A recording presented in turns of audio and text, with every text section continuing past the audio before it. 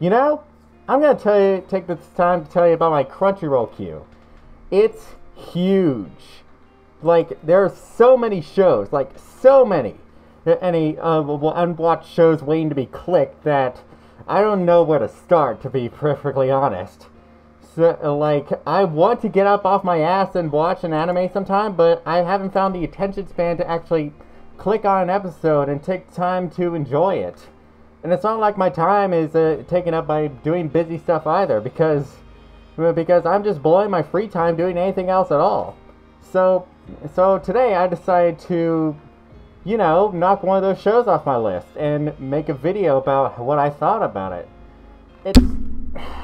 It's a show that's still ongoing right now, so I'm going to be making a first impressions video of it, basically. And later down the line, I'll probably make a full review on it. So, enjoy! I made this video and I thought I did pretty good. So I figured that since I have tons of directions that I want to take this channel, and considering the fact that I'm a filthy weeaboo, I thought I'd give myself an excuse to start playing games and watching anime again after doing nothing but lurking on Discord for I don't know how long anymore.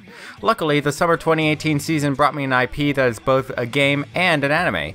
From the mind of Makoto Sanada and being adapted by JC Staff, the studio behind such titles as holy shit look at this portfolio, comes Angels of Death, or Satsuriko no Tenshi. Plot goes a little like this. A lolly named Rachel Gardner, or Ray, wakes up in a strange building with no memory of why she is there. She's named a sacrifice for some sort of game where serial killers chase after her on their respective floors.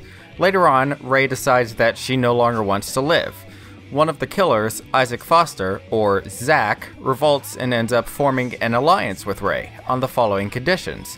A. Ray and Zack escape alive. And B, upon doing so, Zack kills Ray, as per her explicit request. To an outsider, this may sound a little out there, yet the game has received wide praise on Steam, leading me to think, hey, this may just be pretty good.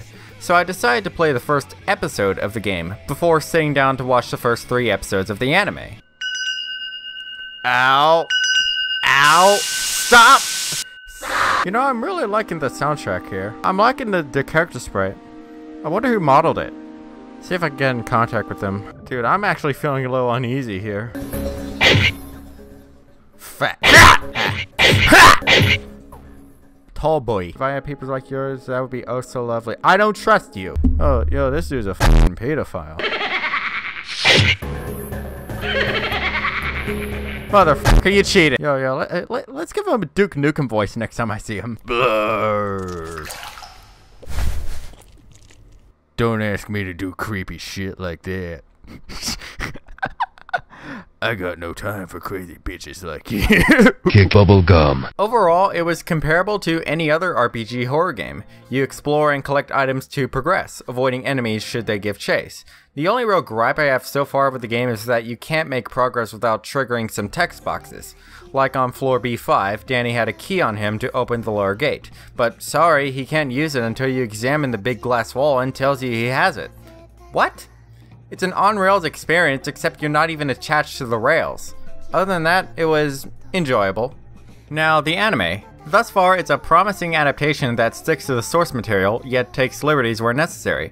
Compared to the game, a lot of exploration has been cut out to the point that Zack's floor is basically a straight run for the already operational elevator. No wonder he has no victims! It also wastes no time establishing its setup.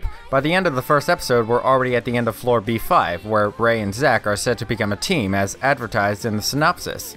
This, ladies and gentlemen, is pacing. The next 2 episodes are spent on floor B4, rolling out their relationship and testing their cooperation and loyalty to one another, and I feel like the remaining floors will hold more tests for them to overcome. Moving on to the characters themselves, there's very few and a fair amount of diversity among them. Ray is a strange girl whose past and motivations are unknown at this time, but she also seems to be religious, shown when she refuses to kill herself because God says suicide is bad, and when she embraces Zack's promise of death when he swears to God he'd kill her. Zack, on the other hand, seems designed to be her opposite, the big, aggressive, and short-tempered psycho, who I'm told by this CR review from user Izayoi Sakuya will have some great character development. Denny is Ray's counselor, who turns out to be a borderline pedo optometrist who wants Ray's eyes all to himself. Finally, Eddie is a literal child and gravedigger bearing a childlike innocence and a deep love for Ray, wanting to preserve her body and beauty as opposed to the messy and hot-headed Zack. The only thing that I find weird in all of this is that if Ray wants to die so badly, then why doesn't she just offer herself up to the other killers like Solaire praising the sun? The only reason I can think of is of her religious nature and that she seems to be a girl of her word. Finally, the presentation. It was above average. It's nothing special, but it gets its job done in the right ways. The orchestral soundtrack is good and all, but I'd love to hear some of the grungy ambiance from the game make a return in some form.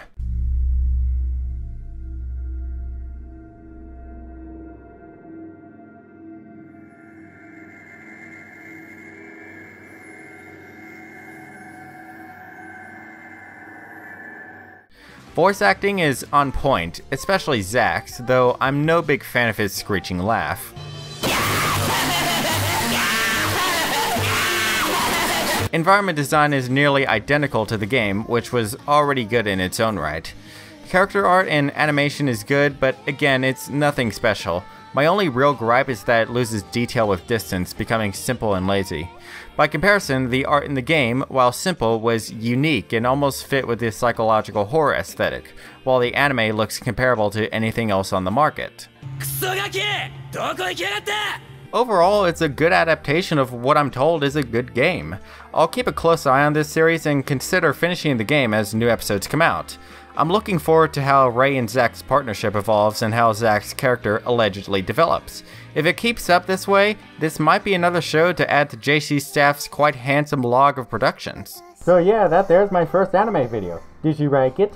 If so, leave a like and a comment down below telling me what you thought. This is my first time trying to do a first impressions video, and I'm expecting to make a full-on review once the anime finishes. And so, if you thought I was being a little too hopeful in this review and you want me to be a better critic, just leave some suggestions down below on how you think I can improve, and I'll take it into mind. All feedback is appreciated. So thanks for watching. Have a great day.「